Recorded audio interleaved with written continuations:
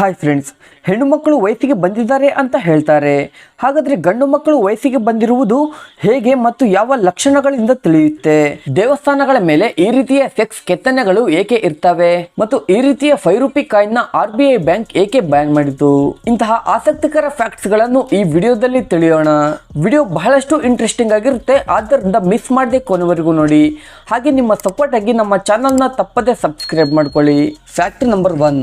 2021ರಲ್ಲಿ ನಡೆದ ಒಂದು ಸಂಶೋಧನೆಯ ಪ್ರಕಾರ ಆಕಳಿಕೆ ಅನ್ನೋದು ಮನುಷ್ಯನಿಗೆ ಬರೋದು ಒಳ್ಳೆಯ ವಿಷಯವಂತೆ.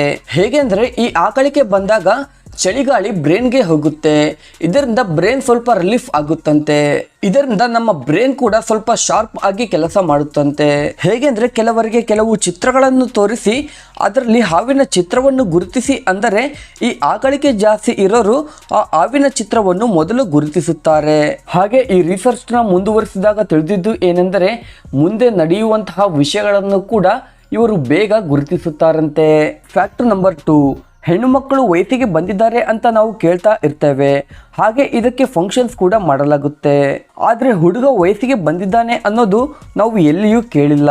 ಹುಡುಗ ಆಗಲಿ ಹುಡುಗಿ ಆಗಲಿ ಮೆಚೂರ್ಡ್ ಆಗಲು ಮೊದಲ ಕಾರಣ ಬಂದು ಮೆದುಳಿನಲ್ಲಿರುವ ಹೈಪೋಥಮಸ್ ಅನ್ನೋ ಭಾಗ.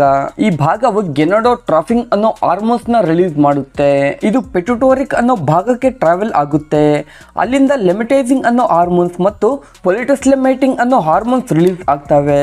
ಅಲ್ಲಿಂದ ಹೆಣ್ಣು ಗಂಡು ಈ ರೀತಿ ಜೆಂಡರ್ಸ್ನ ಪ್ರಕಾರ ಅದು ಚೇಂಜ್ ಆಗುತ್ತೆ. ಹುಡುಗಿಯರು ಸಾಧಾರಣವಾಗಿ 8 ರಿಂದ 13 ವರ್ಷದ ಮಧ್ಯದಲ್ಲಿ ಮೆಚೂರ್ಡ್ ಆಗ್ತಾರೆ. ಆದರೆ ಹುಡುಗರು ಮಾತ್ರ 9 ರಿಂದ 10 ವರ್ಷದಲ್ಲೇ ಮೆಚೂರ್ಡ್ ಆಗ್ತಾರೆ. ಆದರೆ ಇಲ್ಲಿ ಮೆಚೂರ್ಡ್ ಆಗೋದು ನಮಗೆ ಹೇಗೆ ಗೊತ್ತಾಗುತ್ತೆ? ಗಂಡು ಮಕ್ಕಳಲ್ಲಿ ಹಾರ್ಮೋನ್ಸ್ ಅನ್ನೋವು ಲೆಟ್ನಿಂದ ಟ್ರಾವೆಲ್ ಮಾಡಿ ಟೆಸ್ಟಿಂಗ್ ಸುಪ್ರಕಣಗಳಿಗೆ ಟೆಸ್ಟೋಸ್ಟೆರಾಲ್ ಅನ್ನೋ ಹಾರ್ಮೋನ್ಸ್ನ ತಯಾರಿಸೋಕೆ ಸಿಗ್ನಲ್ ಕೊಡ್ತವೆ.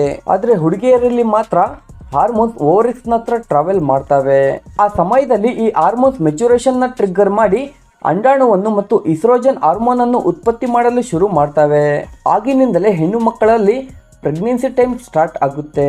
ಹುಡುಗ ಮೆಚೂರ್ಡ್ ಆಗಿದ್ದಾನೆ ಅಂತ ತಿಳಿಯಲು ಮೇನ್ ಚೇಂಜಸ್ ಏನೆಂದರೆ, ಶರೀರದ ಭಾಗಗಳು ಬೆಳೆಯುವುದು ಮತ್ತು ಗಡ್ಡ ಬೆಳೆಯಲು ಸ್ಟಾರ್ಟ್ ಆಗುವುದು. ಕೈಕಾಲುಗಳು ಉಳಿದ ಭಾಗಕ್ಕಿಂತ ಫಾಸ್ಟ್ ಆಗಿ ಬೆಳೆಯುವುದು. ಹಾಗೆ ವಾಯ್ಸ್ ನಲ್ಲಿ ಚೇಂಜಸ್ ಕೂಡ ಬರುತ್ತೆ. ವೀರ್ಯದ ಬೆಳವಣಿಗೆ ಕೂಡ ಇಲ್ಲಿಂದಲೇ ಶುರುವಾಗುತ್ತೆ. ಈ ಎಲ್ಲ ಲಕ್ಷಣಗಳು ಹುಡುಗನನ್ನು ಮೆಚೂರ್ಡ್ ಆಗಿದ್ದಾನೆ ಅಂತ ತಿಳಿಸುತ್ತವೆ. Fact number 3. ಪ್ರಪಂಚದಲ್ಲಿರುವ ಕಾಸ್ಟ್ಲಿಯೆಸ್ಟ್ ಕಾರ್ಗಳಲ್ಲಿ ಒಂದಾದ ಮತ್ತು ವರ್ಲ್ಡ್ ಬೆಸ್ಟ್ ಕಾರ್ಗಳಲ್ಲಿ ಬೆಸ್ಟ್ ಬ್ರ್ಯಾಂಡ್ ಆಗಿ ಗುರುತಿಸಿಕೊಂಡಿರುವ ಜರ್ಮನಿ ದೇಶದ BMW ಕಾರ್ ಕಂಪನಿ ಒಂದು ಅದ್ಭುತವಾದ ಟೆಕ್ನಾಲಜಿಯನ್ನು ತಂದಿದೆ. ರೀಸೆಂಟ್ ಆಗಿ ಲಾಸ್ ವೇಗಸ್ ನಲ್ಲಿ ನಡೆದ ಕಾರ್ಸ್ ಶೋಸ್ ನಲ್ಲಿ ಕಲರ್ಸ್ ಚೇಂಜ್ ಮಾಡುವ ಕಾರ್ಸ್ ನ ಪ್ರದರ್ಶಿಸಲಾಯಿತು. ಆ ಕಾರ್ಗೆ BMW iX Flow ಅನ್ನೋ ಹೆಸರನ್ನು ಇಟ್ಟಿದ್ದಾರೆ. ಈ ಕಾರ್ನಲ್ಲಿ ಕಾರ್ನ ಕಲರ್ಸ್ ನ ಚೇಂಜ್ ಮಾಡಿಕೊಳ್ಳಲು ಹೀಲಿಂಗ್ ಟೆಕ್ನಾಲಜಿ ಇಂದ ಕೆಲವು ಲಕ್ಷ ಮೈಕ್ರೋ ಕ್ಯಾಪ್ಸಸ್ ನ ಕಾರ್ಗೆ ಅಳವಡಿಸಲಾಗಿದೆ ಅಂತ ಈ ಕಂಪನಿಯವರು ಹೇಳ್ತಿದ್ದಾರೆ. ಟೆಲ್ಲಾ ಕ್ಲರ್ಕ್ ಅನ್ನೋ BMW ಇಂಜಿನಿಯರ್ಸ್ ನ ಪ್ರಕಾರ ಈ ಕಾರ್ ಕಲರ್ನ ವೈಟ್ ಮತ್ತು ಗ್ರೇಗೆ ಚೇಂಜ್ ಮಾಡಬಹುದು ಅಂತ ಹೇಳ್ತಿದ್ದಾರೆ. ಹಾಗೆ ಫ್ಯೂಚರ್ ನಲ್ಲಿ ಎಲ್ಲಾ ಕಲರ್ಸ್ ಗಳನ್ನು ಈ ಕಾರ್ಸ್ ನಲ್ಲಿ ಇಂಟ್ರೊಡ್ಯೂಸ್ ಮಾಡ್ತೇವೆ ಅಂತ ಈ ಕಂಪನಿಯವರು ಹೇಳ್ತಿದ್ದಾರೆ. ಹೇಗೆ ನಾವು ಪ್ರತಿದಿನ ಡ್ರೆಸ್ ಕಲರ್ಸ್ ನ ಚೇಂಜ್ ಮಾಡಿಕೊಳ್ತೇವೋ ಹಾಗೆ ಫ್ಯೂಚರ್ ನಲ್ಲಿ ಕಾರ್ ಕಲರ್ಸ್ ನ ಕೂಡ ಚೇಂಜ್ ಮಾಡಿಕೊಳ್ಳುವ ಟೆಕ್ನಾಲಜಿ ಬರಲಿದೆ. ಸಮ್ಮರ್ ನಲ್ಲಿ ಕಾರ್ಗೆ ವೈಟ್ ಕಲರ್ ಇಟ್ಟುಕೊಳ್ಳುವುದರಿಂದ ಹೀಟ್ ನ ರೆಡ್ಯೂಸ್ ಮಾಡಬಹುದು.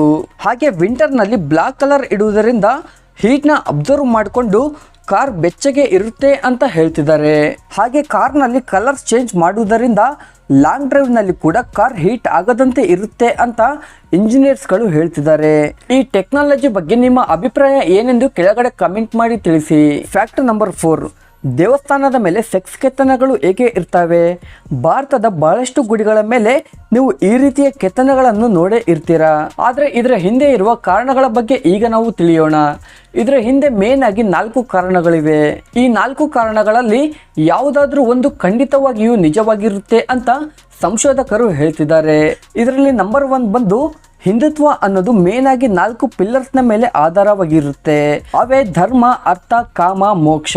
ಪುರಾತನ ಕಾಲದಲ್ಲಿ ದೇವಸ್ಥಾನದಲ್ಲಿ ಈ 4 ಪುರುಷಾರ್ಥಗಳು ಇರೋ ತರ ನೋಡಿಕೊಳ್ಳುತ್ತಿದ್ದರು. ಗುಡಿಯಲ್ಲಿರುವ ದೇವರ ಮೂರ್ತಿಗಳು ಧರ್ಮವನ್ನು ಸೂಚಿಸಿದರೆ, ಗುಡಿಯಲ್ಲಿರುವ ಬಂಗಾರ, ವಜ್ರ, ರತ್ನಗಳು ಅರ್ಧವನ್ನು, ಅಂದರೆ ಸಂಪತ್ತನ್ನು ಸೂಚಿಸುತ್ತವೆ. ಹಾಗೆ ಮೂರನೇ ಪಿಲ್ಲರ್ ಆದ ಕಾಮವನ್ನು ಸೂಚಿಸುವುದಕ್ಕಾಗಿ ದೇವಸ್ಥಾನಗಳ ಮೇಲೆ ಸೆಕ್ಸ್ ಗೊಂಬೆಗಳು ಇರ್ತವೆ. ಹಾಗೆ ನಾಲ್ಕನೇ ಪಿಲ್ಲರ್ ಆದ ಮೋಕ್ಷ ಬಂದು ದೇವಸ್ಥಾನ ಅನ್ನೋದು ನಾವು ಮಾಡುವ ಪಾಪ ಪುಣ್ಯಗಳಿಂದ ಮೋಕ್ಷವನ್ನು ಪ್ರಸಾದಿಸುತ್ತೆ. ನಾವು ಚೆನ್ನಾಗಿ ಅಬ್ಸರ್ವ್ ಮಾಡಿದರೆ ಈ ಸೆಕ್ಸ್ ಗೊಂಬೆಗಳು ದೇವಸ್ಥಾನದ ಹೊರಗಡೆ ಹೆಚ್ಚಾಗಿ ಇರ್ತವೆ. ದೇವಸ್ಥಾನದ ಒಳಗಡೆ ಈ ರೀತಿಯ ಕೆತ್ತನೆಗಳು ಇರುವುದಿಲ್ಲ. ಅಂದ್ರೆ ಇದರ ಅರ್ಥ ದೇವಸ್ಥಾನ ಪ್ರವೇಶಿಸುವ ಮುನ್ನ ಪ್ರತಿಯೊಬ್ಬರು ತಮ್ಮ ಕಾಮ ಕೋರಿಕೆಗಳನ್ನು ಅಲ್ಲೇ ಬಿಟ್ಟು ಒಳ್ಳೆಯ ಮನಸ್ಸಿನಿಂದ ದೇವಸ್ಥಾನದ ಒಳಗಡೆ ಹೋಗಬೇಕು ಅಂತ ಈ ಸೆಕ್ಸ್ ಕೆತ್ತನೆಗಳು ಸೂಚಿಸುತ್ತವೆ. ಇಲ್ಲಿ ಇನ್ನೊಂದು ಕಾರಣ ಏನೆಂದರೆ ಒಂದು ಕಾಲದಲ್ಲಿ ಜನಗಳಿಗೆ ಸೆಕ್ಸ್ ಎಜುಕೇಶನ್ ಬಗ್ಗೆ ಅಷ್ಟೊಂದು ನಾಲೆಡ್ಜ್ ಇರೋದಿಲ್ಲ. ಈ ಸೆಕ್ಸ್ ಅನ್ನೋದು ಮನುಷ್ಯನ ಹುಟ್ಟುವಿಕೆಗೆ ಕಾರಣ. ಮನುಷ್ಯನನ್ನು ಹುಟ್ಟಿಸುವ ಶಕ್ತಿ ಕೇವಲ ಸೆಕ್ಸ್ಗೆ ಮಾತ್ರ ಇರುತ್ತೆ. ಆದ್ದರಿಂದ ಇದರ ಬಗ್ಗೆ ಜನಗಳಲ್ಲಿ ಜಾಗೃತಿ ಮೂಡಿಸುವುದಕ್ಕೆ ಮತ್ತು ನಾಲೆಡ್ಜ್ ಪರ್ಪಸ್ಗಾಗಿ ಈ ರೀತಿಯ ಸೆಕ್ಸ್ ಕೆತ್ತನೆಗಳನ್ನು ದೇವಸ್ಥಾನದ ಮೇಲೆ ಕೆತ್ತಿರಬಹುದು ಅಂತ ಕೆಲವರ ಅಭಿಪ್ರಾಯ. ಏಕೆಂದರೆ ಹಿಂದಿನ ಕಾಲದಲ್ಲಿ ಜನಗಳು ಶಾಲೆಗಳಿಗಿಂತ ಈ ದೇವಸ್ಥಾನಗಳಿಗೆ ಹೆಚ್ಚಾಗಿ ಹೋಗುತ್ತಿದ್ದರು. ಆದ್ದರಿಂದ ಈ ರೀತಿಯ ಕೆತ್ತನೆಗಳ ಮುಖಾಂತರ ಜನಗಳಲ್ಲಿ ನಾಲೆಡ್ಜ್ ಬರೋ ಥರ ಮಾಡುತ್ತಿದ್ದರು. ಫ್ಯಾಕ್ಟ್ ನಂಬರ್ 5 ಫ್ರೆಂಡ್ಸ್, ಈ ರೀತಿ ಇರುವ 5 ರೂಪಿ ಕಾಯಿನ್ಸ್ನ RBI ಏಕೆ ಬ್ಯಾನ್ ಮಾಡಿತು? ಇದರ ಹಿಂದೆ ಒಂದು ಕಾರಣವಿದೆ.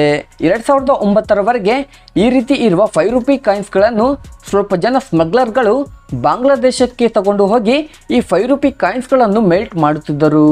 ಏಕೆಂದರೆ ಅವರು ಒಂದು 5 ರೂಪಿ ಕಾಯಿನ್ನ ಮೆಲ್ಟ್ ಮಾಡಿ 6 ರೇಸರ್ ಬ್ಲೇಡ್ಸ್ನ ತಯಾರಿಸುತ್ತಿದ್ದರು. ಹೀಗೆ ಈ 6 ರೇಸರ್ ಬ್ಲೇಡ್ಗಳನ್ನು ಒಂದು ಬ್ಲೇಡ್ನ 2 ರೂಪಾಯಿಗೆ ಮಾರುತ್ತಿದ್ದರು. ಹೀಗೆ ಟೋಟಲ್ 6 ಬ್ಲೇಡ್ಗಳಿಗೆ 12 ರೂಪಾಯಿನ ಇವರು ಸಂಪಾದಿಸುತ್ತಿದ್ದರು.